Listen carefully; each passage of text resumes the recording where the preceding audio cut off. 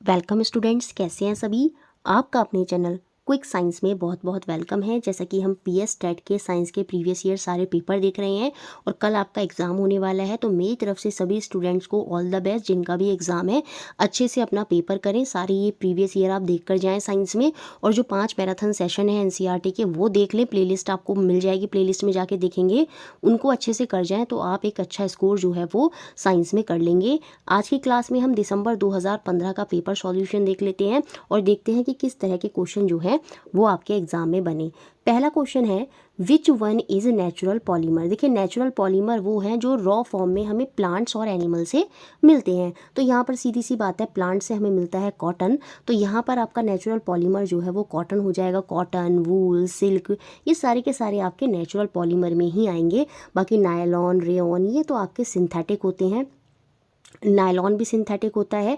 ये एक क्वेश्चन ये बन जाता है कि जो नायलॉन है वो कहाँ से प्राप्त होता है, तो नायलॉन जो है वो पेट्रोलियम, ये बन जाता है। पेट्रोलियम से कौन सा पॉलीमर प्राप्त होता है, तो आप नायलॉन वहाँ पर याद रखेंगे, ये सिंथेटिक फाइबर है आपका। उसके बाद रेयॉन जो होता है, इसे हम आर्टिफिशियल सिल्क भी बोलते हैं, क्योंकि ओरिजिनल सिल्क तो काफ़ी महंगा होता है, तो उसी की तरह काम करता है आर्टिफिशियल सिल्क जो है वो आपका रेयॉन। और ये बनता है किससे, ये वुड के पल्प से। जो वुड का पल्प होता है उससे ये हमें प्राप्त होता है। पॉलिएस्टर में तो आपका पीईटी आ जाता है, डेक्रॉन आ जाता है, वो सारे के सारे पॉलिएस्टर हो जाएंगे। तो यहाँ पर आंसर है option number A. Proportion of small particle is highest in, देखिए सबसे छोटे कण, सबसे छोटे पार्टिकल हमें किस टाइप की सॉइल में देखने को मिलते हैं, तो वो हमको देखने को मिलते हैं क्ले सॉइल में। It means option number C जो है वो यहाँ पर आंसर होगा। सबसे ज़्यादा, सबसे मोटे पार्टिकल जो होते हैं वो सैंडी सॉइल में होते हैं, जो आपका रेत होता है। और जो क्ले सॉइल होती है वो सबसे चिकनी मिट्टी होती है, और जिसमें जो पार्टिकल्स होते हैं वो बहुत ही सूक्ष्म होते हैं, बहुत ही महीन होते हैं, बहुत ही छोटे होते हैं। और जो लोमी सॉइल होती है वो मिक्सचर होती है सैंडी और क्ले का, क्योंकि ये मिक्सचर है सैंडी क्ले का, तो इसमें मॉडरेट जो है वो पार्टिकल का साइज देखने को मिलता है। तो आंसर है option number C. Next question 3, which source book help in keeping a record of all endangered animal and plant. बहुत बार ये क्वेश्चन बन चुका है, तो इंपॉर्टेंट है, याद रखेंगे। सारे एंडेंजर्ड स्पीसीज, जो संकटापन्न प्रजातियां हैं जो खत्म हो सकती हैं फ्यूचर में, तो वो एंडेंजर्ड स्पीसीज का रिकॉर्ड किस बुक में रखा जाता है, तो option number B, red data book में उनका रिकॉर्ड जो है वो रखा जाता है। Next question 4, AIDS is caused by, क्योंकि ये इसका इलाज बहुत ही डिफ़िकल्ट है, क्योंकि ये किससे कॉज होती है, ये वायरस से कॉज होती है। और जो भी डिजीज़ वायरस से होती है उनकी मेडिसिन इजीली अवेलेबल नहीं होती हैं। तो ऑप्शन नंबर सी यहाँ पर सही हो जाएगा कि AIDS is caused by virus. Mosquito से आपके जो हैं आपको मलेरिया हो सकता है, डेंगू हो सकता है, वो आपको मॉस्किटो से हो सकते हैं। बैक्टीरिया से आपको टाइफाइड हो सकता है, कॉलेरा हो सकता है, टीवी हो सकता है, ये सारे के सारे बैक्टीरिया से होते हैं। इंपॉर्टेंट है, याद रखेंगे। टीवी जो होता है माइकोबैक्टीरियम नामक बैक्टीरिया से होता है। कॉलेरा जो है विवियो कॉलेरी नामक बैक्टीरिया से होता है।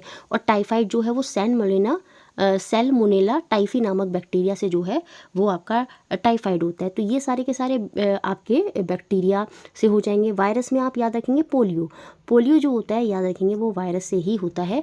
और प्रोटोजोआ से अगर पूछा जाए तो उसमें आप क्या आंसर देंगे, आप देंगे मलेरिया जो है वो आपका प्रोटोजोआ से होता है। तो एड्स पूछा था तो वो वायरस से होगा, ऑप्शन नंबर सी यहाँ पर सही है। नेक्स्ट क्वेश्चन 5, मरकरी पॉल्यूशन को कॉज, मरकरी के पॉल्यूशन से क्या कॉज होता है, बहुत ही कॉमन क्वेश्चन है, बहुत से एग्जाम में बनता है। मीना माता डिजीज़ जो होती है वो आपका मरकरी के पॉल्यूशन से कॉज होती है, ठीक है। उसके बाद ब्लू बेबी सिंड्रोम, ये बच्चों में होता है, ऑक्सीजन की कमी हो जाती है ब्लड में, नाइट्रेट की वजह से ये होता है। किसकी वजह से, नाइट्रेट की वजह से होता है ब्लू बेबी सिंड्रोम। उसके बाद इटाई डिजीज़ जो होता है, ये क्वेश्चन भी कॉमन है आपका, कैडमियम की वजह से होता है आपका इटाई डिजीज़। तो फिलहाल मर्करी पॉल्यूशन कॉज पूछा गया था, तो वो मीनामाता डिजीज़ हो जाएगा, option number D. Which bacteria is responsible for nitrogen fixation, बहुत ही कॉमन क्वेश्चन है। नाइट्रोजन फिक्सेशन के लिए कौन सा बैक्टीरिया रेस्पॉन्सिबल होता है, तो वो होता है आपका राइजोबियम बैक्टीरिया।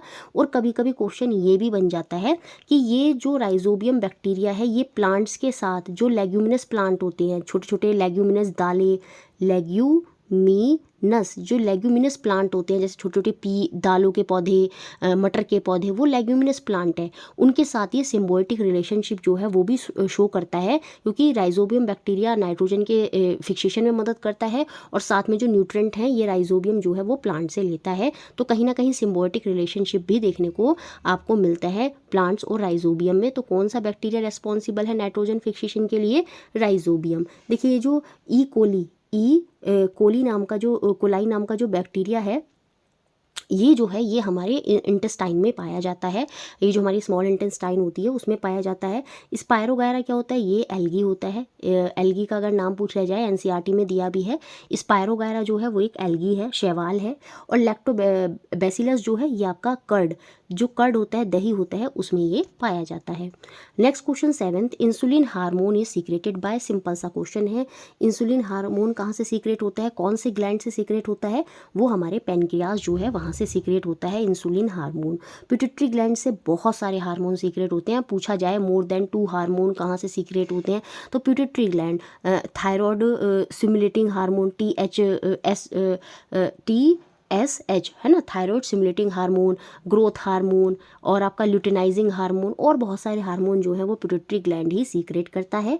थायराइड ग्लैंड से थायरॉक्सिन है ना, ये सारे जो हार्मोन हैं वो सीक्रेट होते हैं। और एड्रिनल ग्लैंड जो है उसमें एड्रिनल हार्मोन जो है, जो हमारे स्ट्रेस ब्लड प्रेशर को कंट्रोल करता है, ये हमारी किडनी के ऊपर होते हैं दोनों। तो याद रखेंगे ये सारे हार्मोन हैं जो मल्टीपल हार्मोन जो है वहाँ पर सीक्रेट करते हैं। तो इंसुलिन जो है pancreas. Next question 8, the conservation of protein waste and ammonia into urea mainly in. ये देखिए, जो प्रोटीन का वेस्ट होता है और जो अमोनिया होता है जो यूरिया में बदल जाता है, उसका कंजर्वेशन कहाँ होता है? याद रखेंगे वो कंजर्वेशन लीवर में ही होता है। तो ऑप्शन नंबर डी यहाँ पर सही होगा। ये कंजर्वेशन जो है प्रोटीन के वेस्ट का और अमोनिया जो कि यूरिया की फॉर्म में है वो कंजर्व होते हैं आपके लीवर में। तो ऑप्शन डी यहाँ पर सही हो जाएगा। और आपका ब्लड का फिल्ट्रेशन कौन करता है? वो किडनी करती है। ठीक है, तो ये भी आप याद रखेंगे। Next question 9, an international agreement between government to save all endangered species, to save the endangered species. देखिए, एंडेंजर्ड स्पीसीज को सेव करने के लिए जो एक इंटरनेशनल एग्रीमेंट है, सीधी सी बात है, आप ऐसे भी लॉजिक लगा सकते थे, इसमें ES दे रखा है, इट मीन्स एंडेंजर्ड स्पीसीज। तो ये क्या है? Conservation on international trade in endemic species. इसकी फुल फॉर्म क्या होती है? Conservation on international trade in endangered species. तो ये यहाँ पर आंसर हो जाएगा option number A. Next question 10th, which organelle is known as the power house of the cell. Cell में कौन सा कंपोनेंट जो है वो पावर हाउस कहलाता है? तो वो पता ही होगा, माइटोकॉन्ड्रिया। ये जो होता है ये आपका power house of the cell होता है, क्योंकि जो सेल की पूरी एनर्जी जो डेवलप होती है, जो फर्दर आगे फंक्शनिंग करने में मदद करता है, तो वो कहाँ होती है, वो कहाँ बनती है? वो माइटोकॉन्ड्रिया में ही बनती है। देखिए, जो एंडोप्लाज्मिक रेटिकुलम होता है, इसी में ये जो राइबोसोम होते हैं छोटे छोटे से, ये चिपके रहते हैं और ये प्रोटीन के सिंथेसाइज में मदद करते हैं, जो आपके राइबोसोम होते हैं।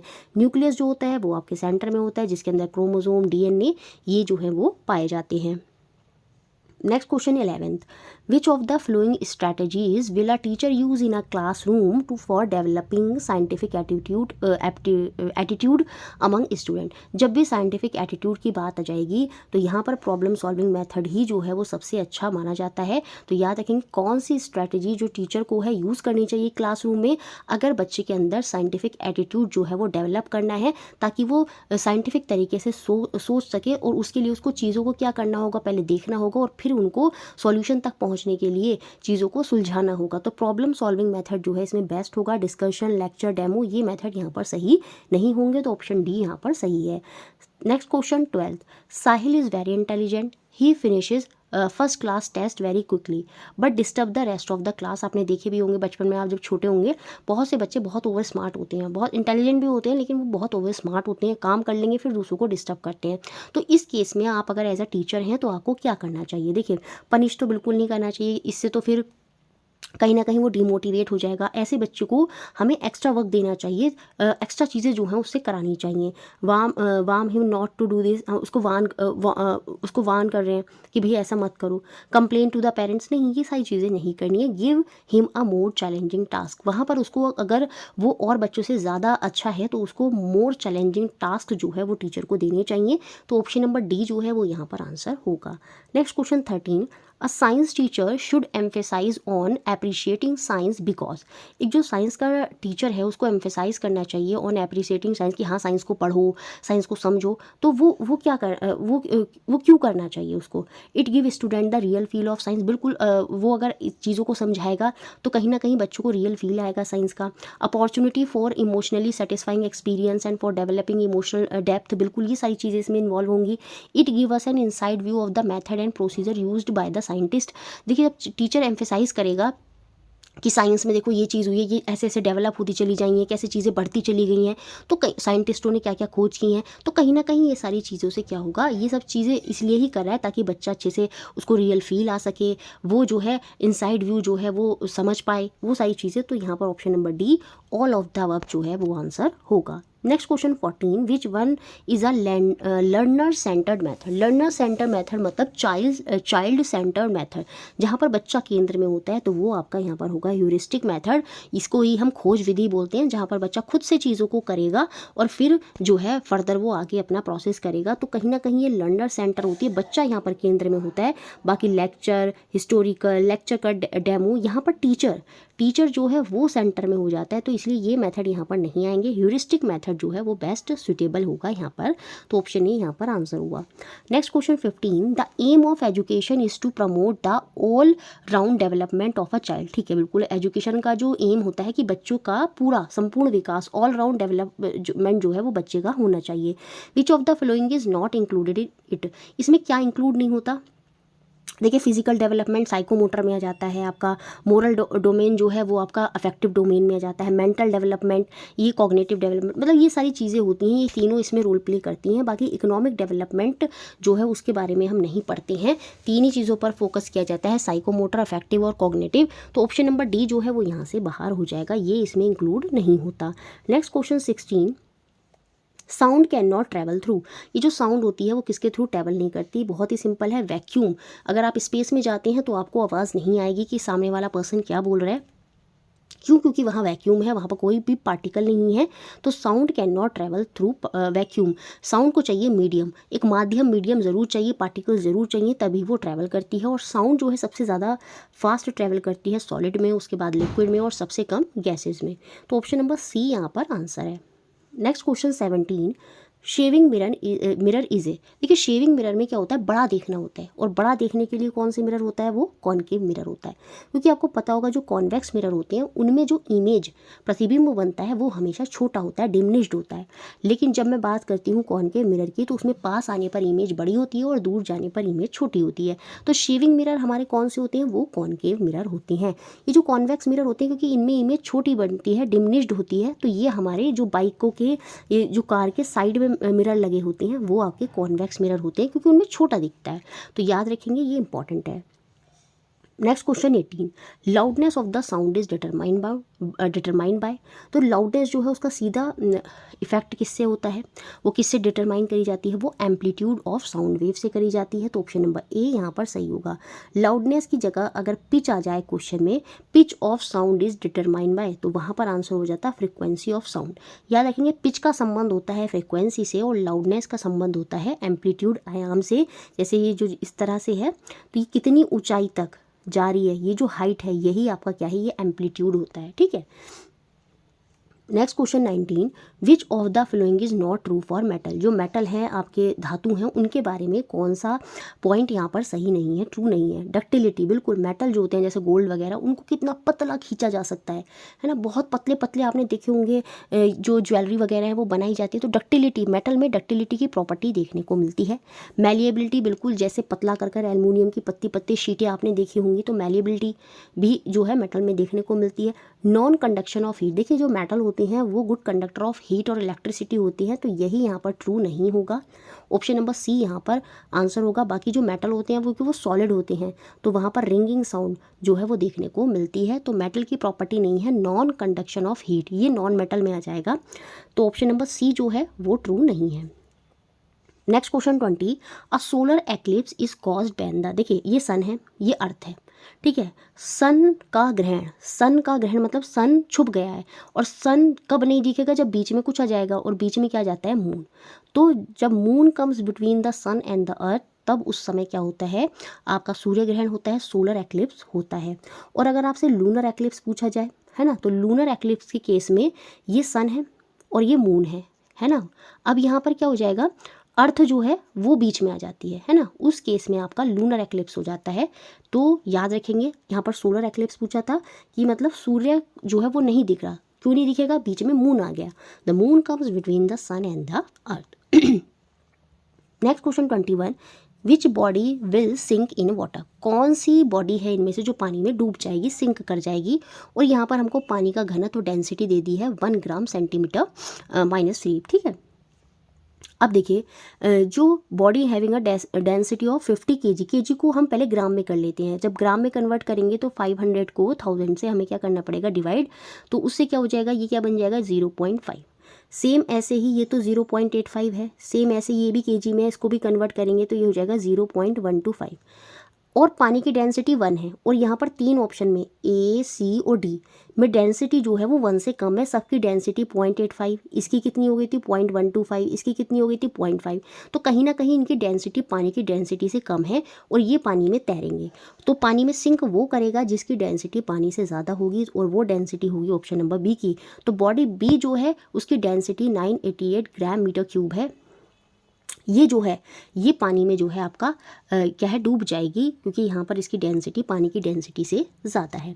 Next question 22, rocket work on the principle of conservation of momentum, rocket किस प्रिंसिपल पर वर्क करता है, on the conservation of momentum. Option A यहाँ पर आंसर होगा। Next question 23, the power of an earthquake is expressed in term of magnitude on the scale called, जो magnitude को express करता है उस स्केल को हम क्या बोलते हैं, उस स्केल को हम रिएक्टर स्केल बोलते हैं।